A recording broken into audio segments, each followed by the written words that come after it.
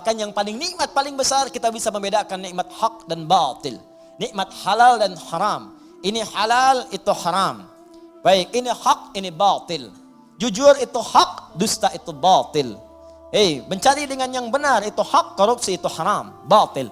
Itu nikmat luar biasa. Ini tayangan yang hak, ini yang batil.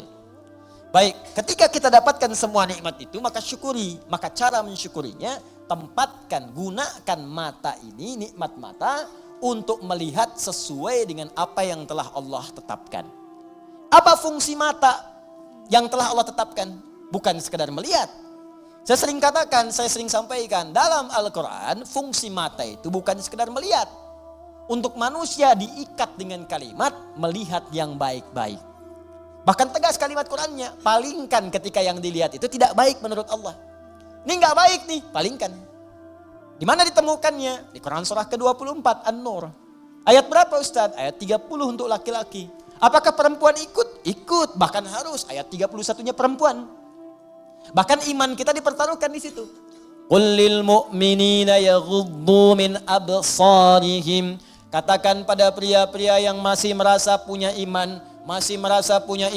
kalau enggak punya iman ya enggak masalah. Karena imannya enggak ada, maka enggak ada rem dalam dirinya. Karena iman enggak ada, maka enggak ada petunjuk pada hatinya. Di hati itu ada iman. Kata Allah, kalau hatinya ada iman, maka iman itu akan merambat ke seluruh anggota tubuhnya. Saat dia naik ke mata, yaghuddu min absarihim, maka imannya akan menunjukkan apa yang harus dilihat oleh matanya. Ketika yang dilihat itu tidak benar menurut imannya, maka dia akan palingkan dari pandangan itu.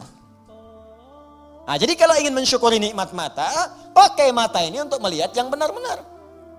Yang baik-baik menurut Allah.